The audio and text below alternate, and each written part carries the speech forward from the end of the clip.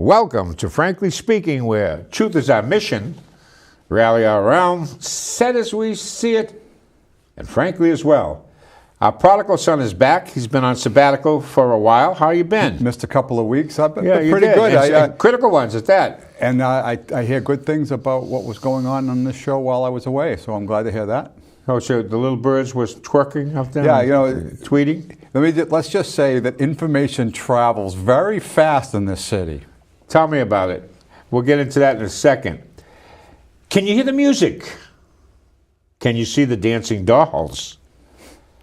Set in motion by an open seat brought about by the mayor's defeat. Brendan Creighton, first of all, anointed prince of the Senate ball.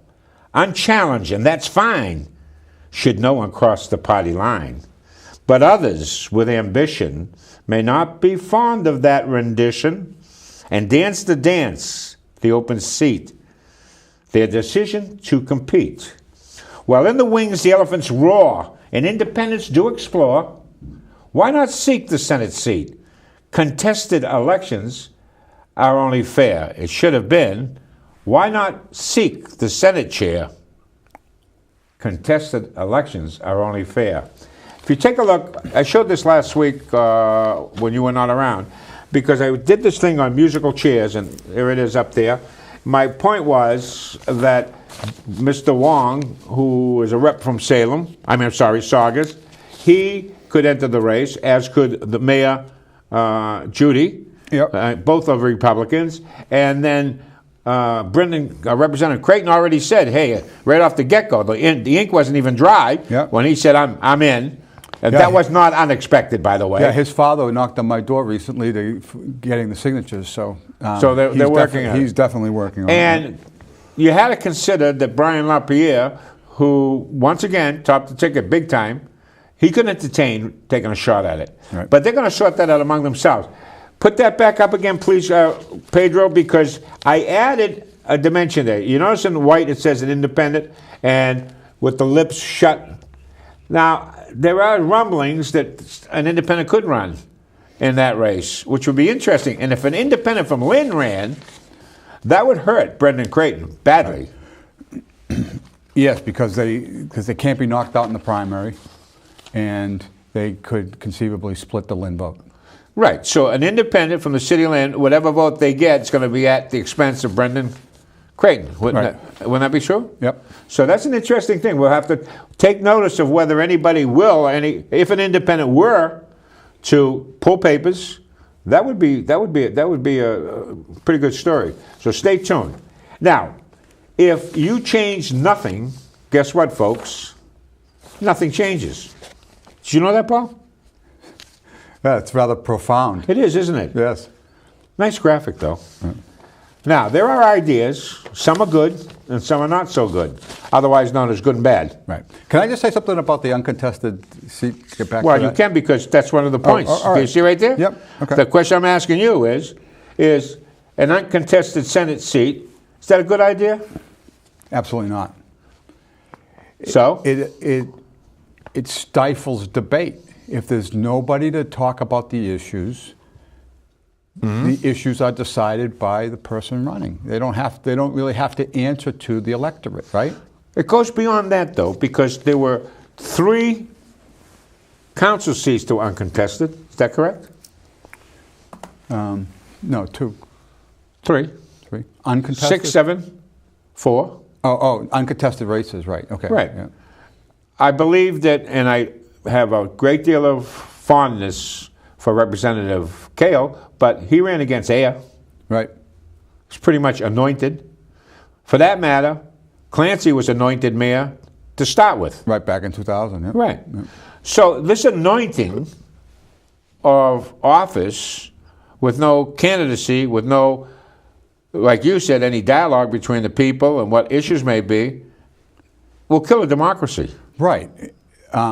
Now, if I were running for an office and I was the only candidate, I would kind of hope that I wouldn't get an opponent. I mean, of course, right? You know, they say there's only 2 ways to run. You either run unopposed or you run scared, right? And I would certainly, be in prefer not to have to work as hard as you would have to in a race. But that doesn't change the issues. You know, there was a time, I think, well before my time, you probably know this from your experiences when you were a younger man, that when elections came up, there were multiple candidates for every position that was available, right? It was always a flurry of activity around the position, you know, 6, 7 councilor candidates, all as Democrats, getting whittled down to the top 2 and that kind of stuff. I remember in 1990 or 92, I don't remember this, but I just hear the stories, when Richard Colucci ran against the incumbent at the time. There were 9 people who ran for the councilor Ward 4 seat. He's been, you know, essentially uncontested. He's had some competition over the years, but very little bit. You know, it hasn't been really strong competition. But he doesn't really get an opponent, you know. But when he first ran, there were 9 people running for the position. Let me go back to the senatorial district, and then we get on to, frankly, Paul. And folks, last week, Paul, you weren't here. Last week we did an analysis of the presidency of James K. Polk, that few people realize how significant he was. See, we talk about certain people as their presidency who are fundamentally insignificant compared to some of these other folks who do not get the notoriety that they ought to, because what they did while in office was so telling and so profound. Right. So we're going to get to, and today our featured historical candidate is Calvin Coolidge, and you're going to get to that. But before we get to that, what do you see? You mentioned issues. What would be a premier issue in the senatorial district that's coming up? You know, the one thing that always comes to mind is the matter of all the students that we're getting into our school system and what to do about that. I think that's probably a predominant issue. But that's a Lynn issue. It's not necessarily a district issue. It's a Lynn issue, even though Lynn is a big part of the district. So I think that's an important thing. But to me, more than anything, it's not, and let me just say this, I don't personally have one issue versus another that, you know, that would be a driving factor behind wanting to affect change. But my point is that there are interests outside of the district that drive the narrative at the state level and basically drive the decision making of a lot of the state delegation, not just in Lynn, but across the state. That's true. So what I'm saying is I want the conversation to be about what the people in the district want versus what's being pushed on our delegation by outside influences. Remember when we coined the phrase that the organized minority Yes. always dominates the disorganized majority? That's what you're alluding to. Yes. And so since the folks in the district are disorganized in that sense, politically, Right. they never get to have their actual views reflected Right. in legislation or representation. I remember, and I'm not going to name the candidate, but I remember a candidate was running for state rep a few years ago who said something very telling. It was off air. It wasn't like a public statement and so forth. But he basically said the issues don't matter. All that matters is constituent services. Think about that. The issues don't That's matter. bringing home the bacon, Paul. Right. That's the euphemism. Right. Let's get to that, frankly, Paul. Huh? Let's talk about Calvin Coolidge, folks, and let's understand why he has not been given his place in history that he should. You know, let's get to him. Okay. Calvin. So, and it looks like we got the Franklys mixed up. This says Frankly Joe. I guess It should be Frankly Paul, but so what? that's okay. So that's actually Frankly Paul. I'm speaking. So here we go. Calvin Coolidge's reputation underwent a renaissance during the Reagan years of all times. Conservatives love him. He had a laissez-faire philosophy of government, meaning that government is best that governs least. He advocated for smaller government. To liberals, he was anathema. Liberals believe in active central government. The battle rages on as to Coolidge's place in the pantheon of the presidency.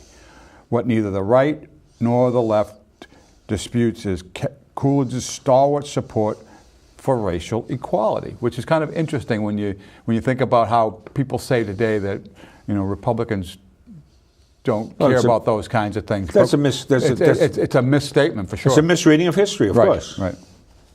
He was in favor of women's right to vote in the direct election of senators, which I actually oppose. But so he was in favor of some things that you would otherwise not think that would be true, given the way the narrative is today about the Republicans. What else is beyond dispute is that during Coolidge's term of office, America experienced an economic boom unparalleled in U.S. history. Maybe it's time for Lynn's elected officials to revisit Calvin Coolidge's presidency and learn a thing or two on how to run a city. So we're going to have a history lesson, folks. And here's a take a look at Calvin Coolidge, who was the 30th President of the United States. There's our little history lesson. And here's the rise of Coolidge.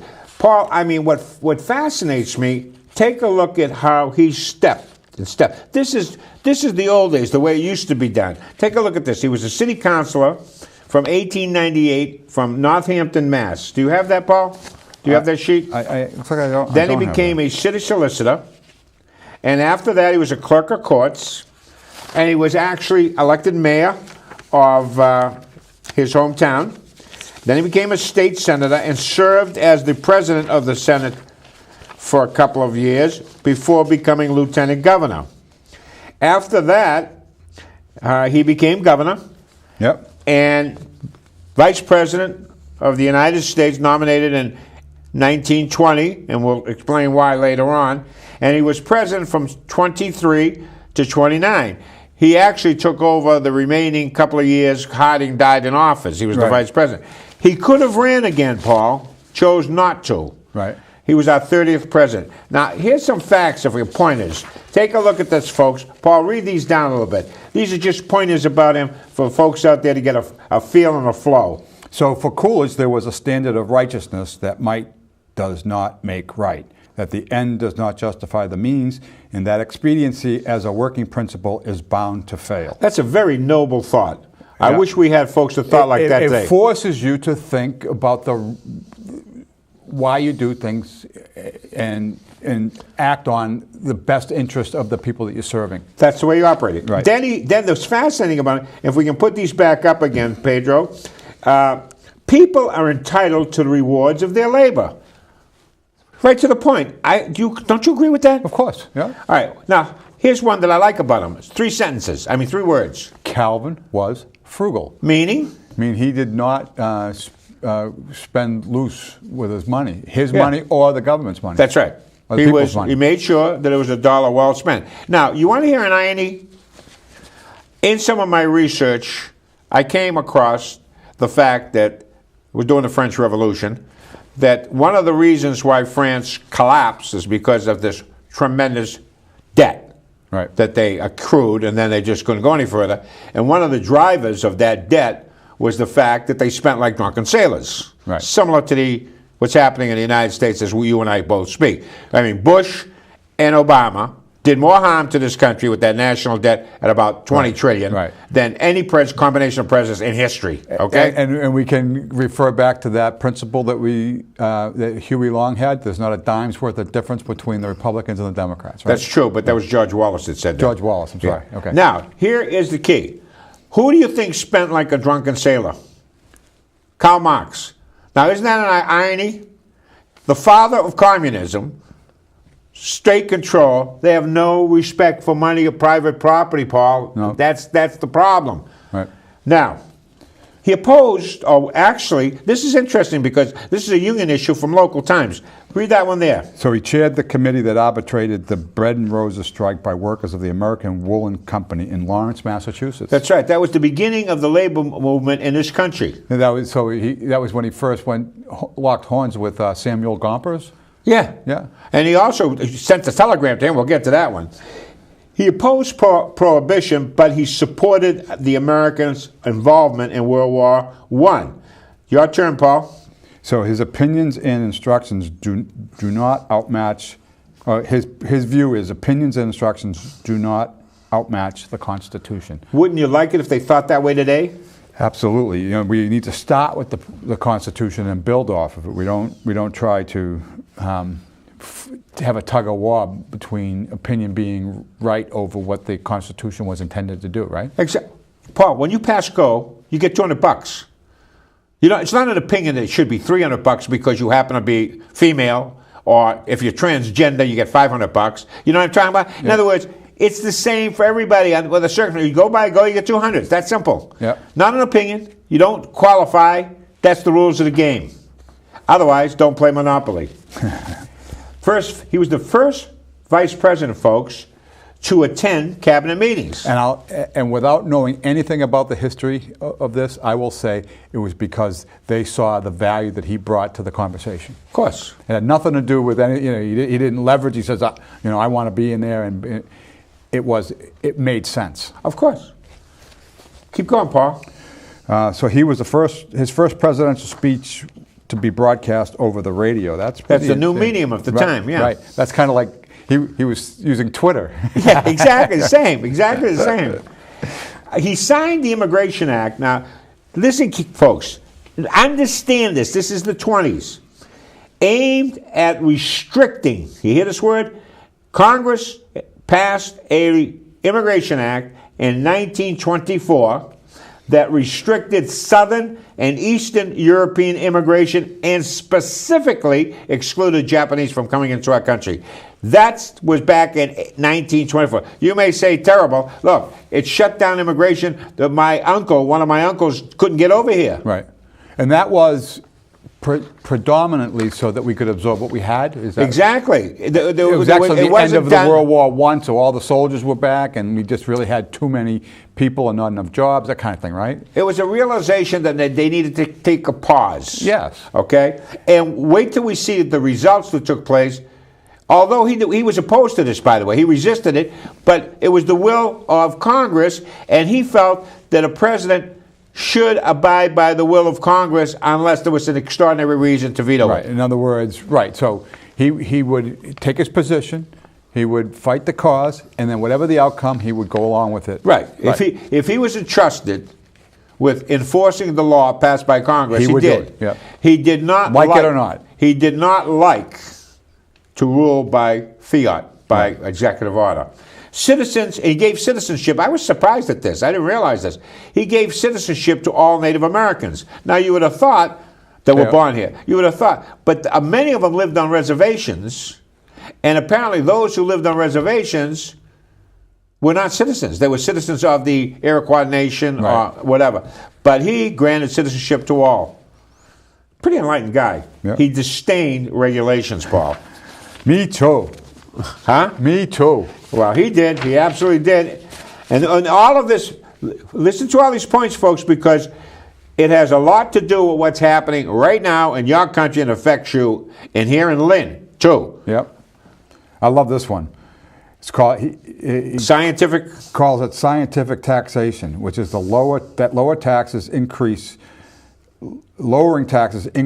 rather than decrease government receipts. So if you lower the tax rate, you will get more receipts out of it because you will generate more gross domestic product, and it's not a static thing. It's dynamic, and which is what they're arguing right now. Right now in Congress. And they actually argued it back in the 80s. They called it the Laffer curve and supply side economics. And, trickle down. Voodoo economics and all that kind of stuff. And yet, the Bushes haven't been right yet. But it works in amazing Of course it did. Yeah. And nobody's willing to admit that it worked. You know, I got to tell you, two people I know very well, close to them. One is a relative and one is a close friend, both of them very liberal. And I asked them both on separate occasions about if they knew about what the interest rate when Ronald Reagan took office was. And I equated it to, I said, it was about, and the rates were about 18%. They were. Right? For mortgage. Right, for mortgage. So interest rates were very high, and they came extremely down high from there. In both conversations, the two individuals were convinced that the interest rates went up on his watch, not down. That's just to give you an idea of how revisionist history comes about. Because it's so long ago, people don't know. There is no history. They do not teach history. They're trying to indoctrinate. Right. This is why we got this little segment going. Folks, this is not indoctrination. We're laying out the facts. You make your judgment. Mellon, who was the Secretary of the Treasury at that time, came up with the concept of scientific taxation. Right. Okay. Not only was it proven correct under Reagan, because Reagan loved Calvin Coolidge. Right. He resurrected him. He put his portrait in the meeting with the White House. Right. But Kennedy, J.F. Kennedy, did the same thing. Right. And the same boom took place. Right. So it isn't, and we'll talk about the 20s, which was the greatest boom in the history of our country. Right. Sustained. So the point simply being, why not use what we know works instead of tinkering around with stuff that's been proven to be a failure? Right. It's unbelievable. So Paul, Coolidge believed that visiting a disaster, a natural disaster, personally, as president, would not accomplish anything. Mere political grandstanding, and that's true. And what's interesting is, you talk about, some of the, the horrific, natural disasters we've had over the last few years, whatever. You go back to 2005 with Katrina. Katrina hit Louisiana, devastating. It got so bad the public relations got so bad with George Bush that it came to the point where they were actually blaming him for all the people who died and all that. I mean, it was outrageous how they were doing it, and it was all because he decided that he didn't think it was right to go there and take the focus off of what needed to be done to deal with the catastrophe and focus on him, which is kind of this view here. However, when Obama did it, they were, there was nothing, and now back to Trump, and now Trump is going down there, and it's the same thing in reverse. So it's politics, Paul. It's all politics. So why not just, If the media has its favorites, right? So what should be happening is the state should be declaring emergencies. The federal government should be, negotiating or discussing what the federal government can do to help immediately. They should put all the resources necessary to the effort, and they should stay out of the way. I mean, and I think that that's a great way to do it. And that way you don't have no more BS about whether it was appropriate timing and all that kind of stuff. That was Calvin Coolidge. I think that would be great. Keep going. He's got 2 or 3 more to go down. Go ahead. Okay. He was reluctant. He was always reluctant to enter foreign alliances, and up until Obama, was the only president to visit Cuba. He chose not to run in 1928 when he could have. And the only other president to do that was George Washington. He walked away. He could have been king, right? And he walked away. He set the tradition. Right. And it was only changed. It was always a tradition, and the tradition did not withstand Franklin Delano Roosevelt. Right. By the way, who Calvin Coolidge defeated, because FDR was the vice presidential nominee of the Democratic Party that Harding beat. In 1920? That would have been in 1920. Yeah. In 1920. So, and here's the important thing.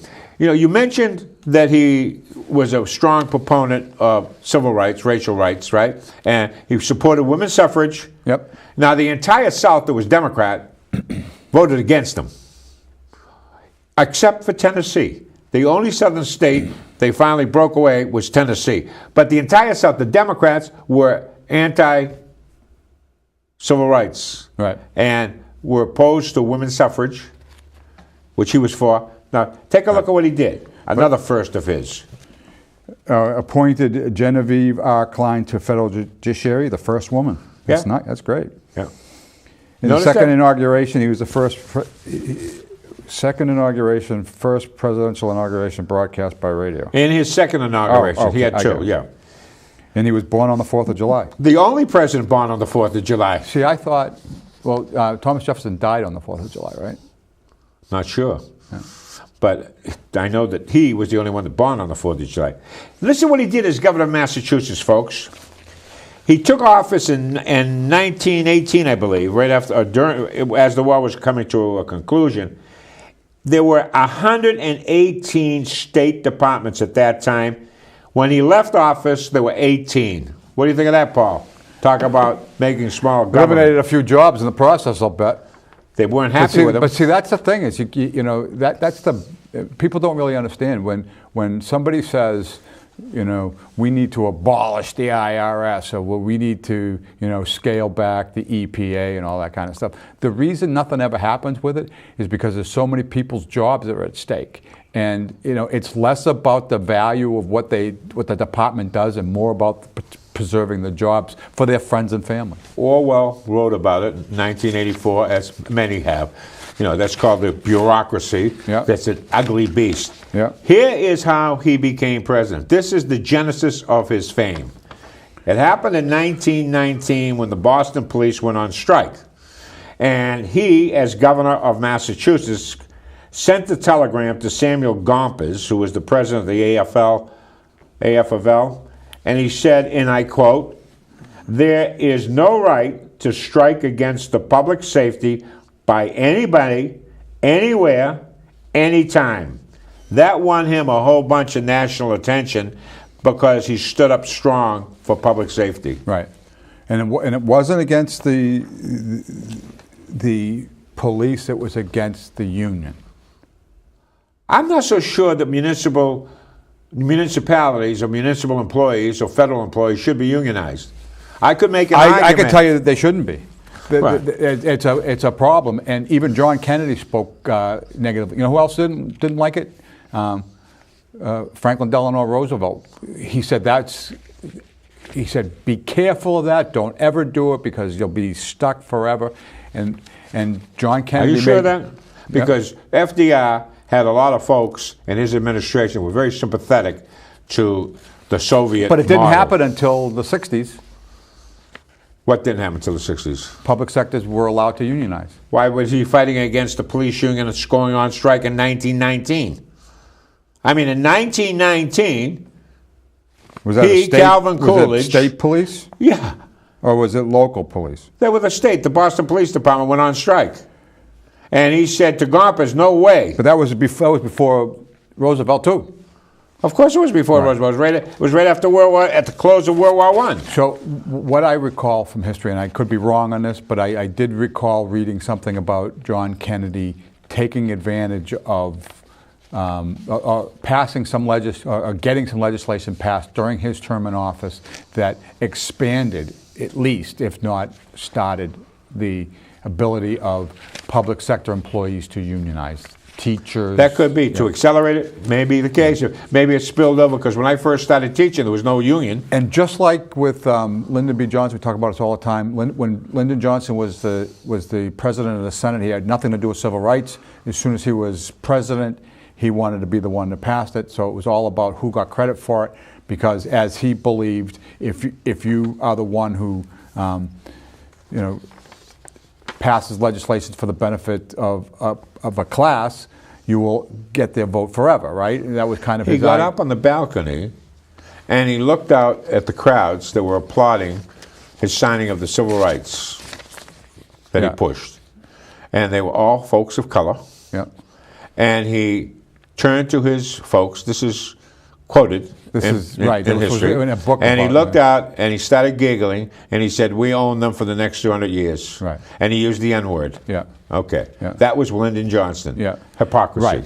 And that's the same thing with the decision to expand public sector unions. Probably. Because by doing that, if you give them the power, whoever gives them the power is the one that's going to get power in return by virtue of But Calvin Coolidge didn't do that, Paul. I know that. Calvin Coolidge trimmed things down. The beneficiary of what he did, he had the courage to do, was everybody. Right. Not individual, not sectors, not special interest groups. Absolutely. He did not like regulation, therefore it wasn't happening. He was a big proponent of the 10th Amendment, which was, by the way, the states. Medicare, the states. He said the federal government should be minimal.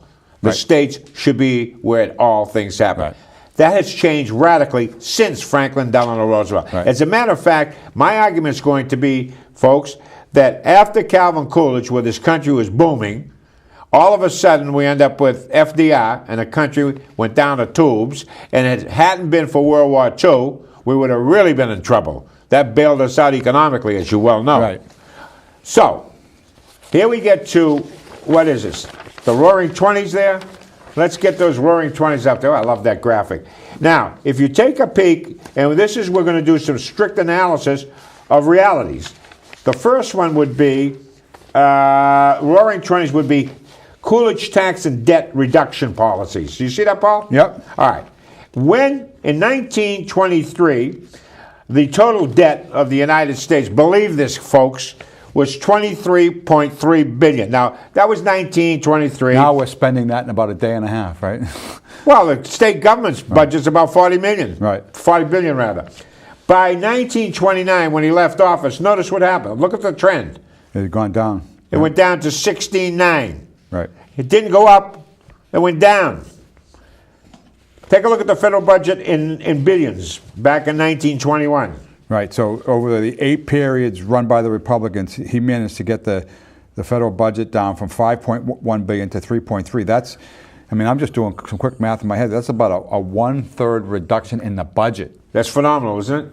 I mean, we talk about it all the time. You know, we want to do zero-based budgeting. That's what zero-based budgeting can lead to, is a reduction in it. But what the budgeting system works now is the only thing that can happen is it goes up because you automatically have to increase it by like 2 or 3% to reflect cost of living. But he brought it down. Right. He cut taxes 4 out of his 6 years as president.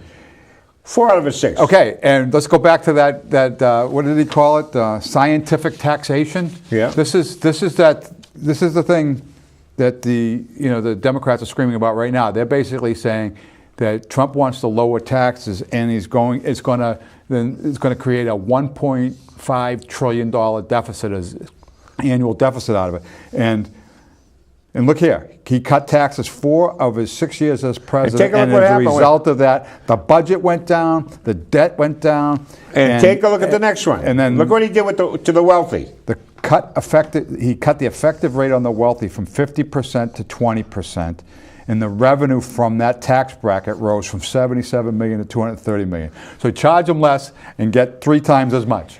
He cut their tax rate down by 50%, from 50% tax rate to 20%, which is what he's trying to do with corporate, which is at 38% to cut it down to 20? Yeah. Okay.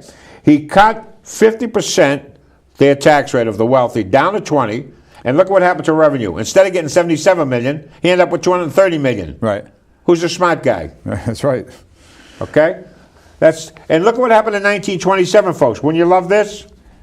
98% of the population paid no income tax. I'm trying to understand what that actually means. Because right now it's about 50% doesn't pay.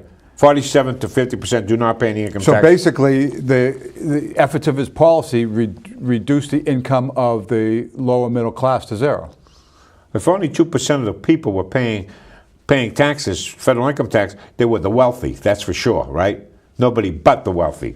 Now, the tax burden on those making, and we're using a figure, $10,000 is a lot of money back in that era. Making under $10,000 fell from $130 million down to $20 million by 1929. The point being is that he used this tax cut and reduction, and great things happen. Now flip to your side. Now that's Paul. the tax implications of it. Now and the implications of the government.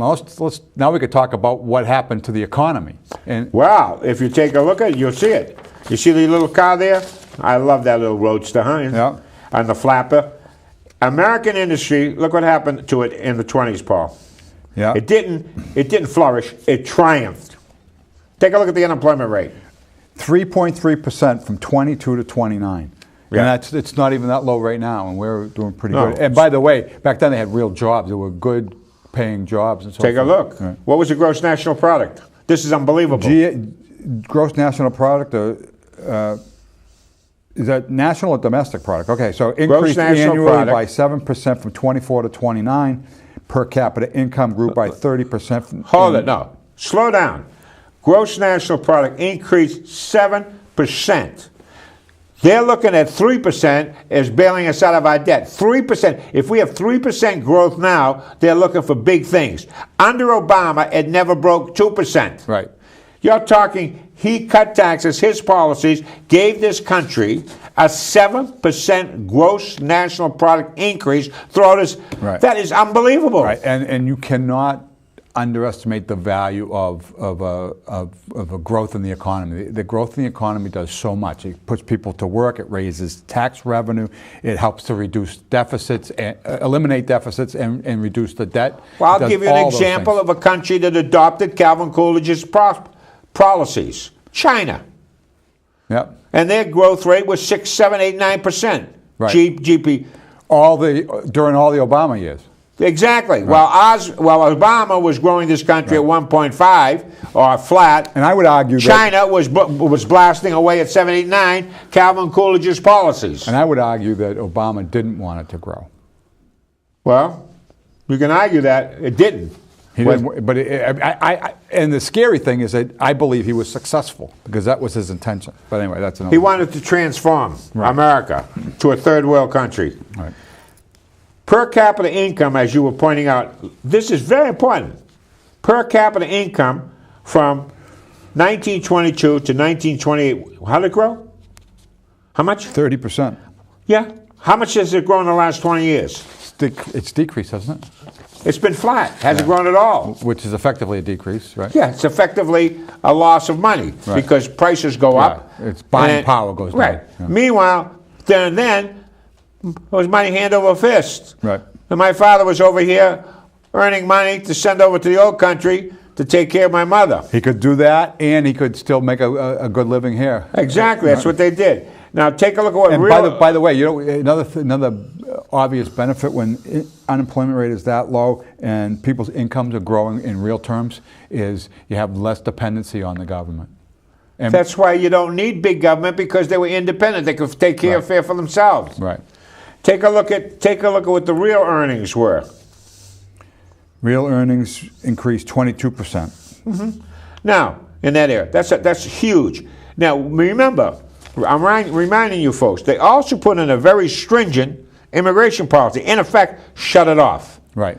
To allow the country to absorb and to grow, which is probably what we ought to incorporate along with these tax cuts at this point in time. Right. It's kind of, you want to use a number of different tools to accomplish the same thing, which is to grow the economy, generate jobs, and tax revenues. If you shut off immigration, would the city of Lynn benefit? Yes. Because the school system would stay.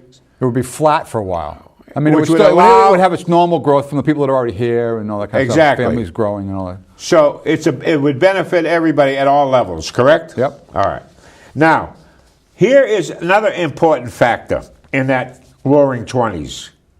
The average work week, he actually decreased it, Paul. Right. 4%. Now, 4% doesn't sound like a lot, but that's, But so 40 hours would be 1.6 hours. So, that's right. Yeah. So he brought it back, which is the way, without the unions. Right. Without the unions. So that's pretty much that part of it. Now, Paul, I want to go one step further with my dear friend Calvin Coolidge. Please hold in there, folks, because he was pretty witty. You like that one? Pretty witty? Pretty witty. So we're going to get some of his great quotes and his first series of Calvin Coolidge quotes. And there's great stories about him. The famous one is with this woman was sitting next to him at a gala, and she said to him, turned to him and said, those folks over there, those guys over there said, I couldn't get you to say 3 words. And he looked at her and he said, you lose. So let's get that Calvin's quotes number 1 up there. Paul, what's it say there? So there is no right to strike against the public safety by anybody, anywhere, anytime. That vehicled him. Yeah. Boston police strike. The chief business of the American people is? Business. Right. And that's the thing that I think gets lost is, this day and age, so that they can win the argument, progressives, liberals will say things like, we don't want you to make profits because we just don't think you deserve to make any more profits. Profits they is wealth, Paul. they want to create jobs, but the jobs are like an ancillary benefit to economic growth. So what you don't do is you don't create jobs, you create economic growth, and then the jobs come from it. It's like I always say about the teachers, and I think, by and large, teachers do it for the right reason. It's all great, but the unions, they tend to think that the reason that they have jobs as teachers is so that they can get paid. It's not. It's so that they can teach our kids. That's the reason that they get paid. The benefit is they get paid to do it, but the reason they do it is not to get paid, it's to teach. The key is, without the creation of wealth, which is a consequence of business or economic activity, there is no money. There are no apples. There are no bread. It's like not the Sermon on the Mount, when did Jesus start pulling all the fish out of the basket or whatever, right? Right. Well, it doesn't work like that. We don't have any miracle workers. The only way it works is come up with iPhones, come up with internet, come up with products that people want, create wealth. And that's the key. He understood how to do it. He said prosperity is not only an instrument to be used, it's not a deity to be worshipped. So even if don't chase the dollar. It's only an instrument to be used, prosperity. Right. Not to be... Which I think kind of dovetails in with my point, and that is that, you want to generate prosperity so that good things will come from it. Exactly.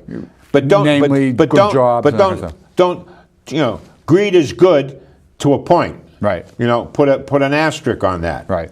Don't expect to build up the weak by pulling down the strong. I think that's a really wise... Right. And that's basically, the argument that the wealthy need to pay their fair share is... They pay 70% of the taxes, the top 2%. Right. It's just a rallying cry is all it is. I love this one. I've never been hurt by anything I didn't say. I could learn a lot from that. We all could. I think I'm going to carry that around with me. What's the next one, Paul? In a republic, the first rule for guidance of the citizen is obedience of the law. Wouldn't it be nice if people did that? Right. Well, I hear people talk about this all the time, and it really is a sad commentary when, in an environment where sanctuary cities is kind of the way of the world. That's breaking the law, Paul. It's basically saying that you and I must follow the law, and they do not. Hold it. That is a consequence of when Tommy McGee, mayor-elect, was interested in making Commonwealth of Massachusetts a sanctuary city, state rather, yep. That's breaking the law. All sanctuary cities and sanctuary states are breaking the law. The law passed by Congress. So if you break those laws, if you pick and cherry pick what laws you're going to follow and not follow, you have no law. And that goes back to something that we talked about very early on in this discussion about Calvin Coolidge, and that was that he didn't. Well, I'd like to go back to that quote, but he was basically saying the exact same thing, right? Of course. That's the whole point. The whole point is this. If people stop and think about things, and they start looking at what has been transpiring in the last 10, 15 years, or actually goes back, Bill Clinton, people say, oh, he left with great popularity. Bill Clinton started something very bad, which is deny, deny, deny. That's all they do now. They do bad things and they deny and they get away with it. Right. And they have the media that protects them in their denials, okay? Right. But now there is no more honor. Now the media is they get grabbed themselves. And they should. Never, never go out to meet trouble. If you sit still, 9 cases out of 10, someone will intercept it before it reaches you. Right. There you go. That's a good. I like that one. Oh, he's good. Because I'm always chasing trouble too. He said, "No man ever listened to himself out of a job." Right. Do you hear that, folks? No man ever listened to himself out of a job. Paul, we got one more page to do, and then we got comments. Calvin quotes 2, and this is a big one, Paul. So it's all yours. Nothing in the world can take the place of persistence. Talent will not. Nothing more common than unsuccessful men with talent. Genius will not. Unrewarded genius is almost a proverb. Education will not. The world is full of educated derelicts. Persistence and determination alone are omnipotent. The slogan, "Press on," has solved and always will solve the problems of the human race. So true, you know. It's good to have, you know, education, but you got to be dogged in your efforts. You really do. You know, perseverance. I mean, we've talked in the past about some of the former elected officials in the city of Lynn who persevered, who were dogged in their determination, and how successful that they were. And it's true. I agree with it 100%. So, Calvin, these are the virtues that I'd like the folks out there to understand that actually existed. This is who they should be teaching in college and high school as an example of how to run a show. You get what I mean? All growth depends on activity. There is no development physically or intellectually without effort, and effort means work. And I'm going to give you a little story about my father. My father used to say, you know the trouble with a modern man? He goes, worker make you sweat, sweat make you stink, and nobody want to be a stinker. That's what he said. I always said that. Calvin, you were right on time. Don't forget, my father was in his heyday. But did he really believe that that's why that they didn't want to sweat? Or was he trying to say he was? It was a great metaphor. Yeah. But don't forget, my dad was a young, virile man throughout this period of time. Changes, and I love this one, changes a college curriculum, or changing a college curriculum, is like moving a graveyard. It ain't happening. Well, it's also like shrinking the size of government is like moving a graveyard. But he did it, Paul. Right. And what I'd like you folks out there to understand, this is applicable to the city of Lynn.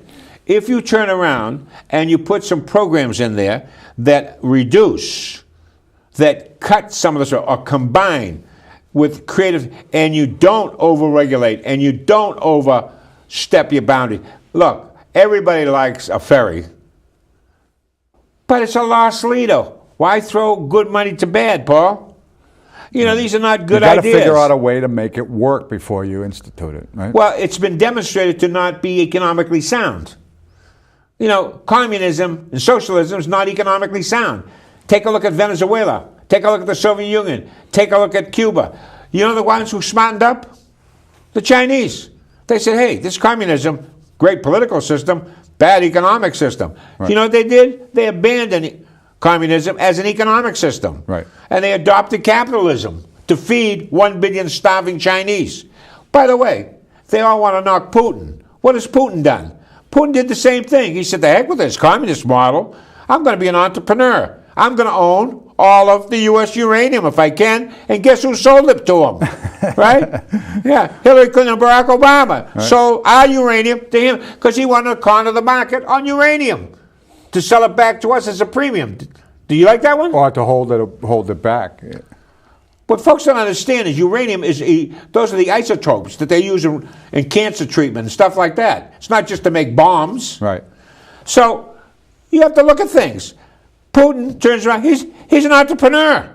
He wants to corner. He already cornered the natural gas market. He feeds Europe natural gas, right? Right. Now he wants to corner a few other markets. He's an entrepreneur. What do we got in our country? We got people who are pulling back, who want to wipe out entrepreneurship, who do not want to bring back $3 trillion offshore that Trump wants to. They fight the guy tooth and nail. And everything he's done, folks, we're growing at 3% against headwinds. Right.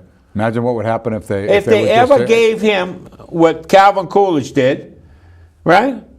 This country would be at 5-6% growth, and we could wipe that deficit out in no time. So that just begs the question, why won't they? And the reason is because they would much rather have the country struggle than to see him successful. Because they're sitting pretty. They're sitting fat. Right. I mean, I hate to say it, folks. Elizabeth Warren, the great fighter for the disadvantaged, is sitting on $15 million minimum. The Obamas are on about 20 million and growing. The Clintons at 200 million. I mean, Bernie Sanders, the communist, for God's sake, is a multimillionaire. You think they want to change things, Paul? They got theirs, to hell with you. That's their motto. Right. Okay? It's that simple. It's not more complicated than that. Right. You know? And let's get back to the beginning of the show. Okay. We need people in politics to serve for the sake of service, as Calvin Coolidge did. Right. Who, when the time and they've done their thing, they leave. And they don't have to worry about what they do because they're not interested in being reelected, Paul. It's really important that people should not be considered public servants unless they can be properly characterized as such. A public servant isn't just somebody who gets elected to public office. A public servant is somebody who does exactly what you said. They look out for the best interest of the entire community in which they're serving. That's what a public servant does. And all too often, the public servants, they call themselves public servants and are looking at for their own interest. I'm going to ask you, as we're closing, a question. Have you ever thought about running as an independent? Well, the idea of running as an independent is always an idea that ever since I became independent, yes, I would say yes. And so, it's kind of an interesting dynamic because you don't have to run in a primary and all that. I might tweak you to consider running in that senatorial district, and that might be a fun thing to do. Folks, until we meet again, our next president will be introduced to you perhaps next week. Have a great Thanksgiving.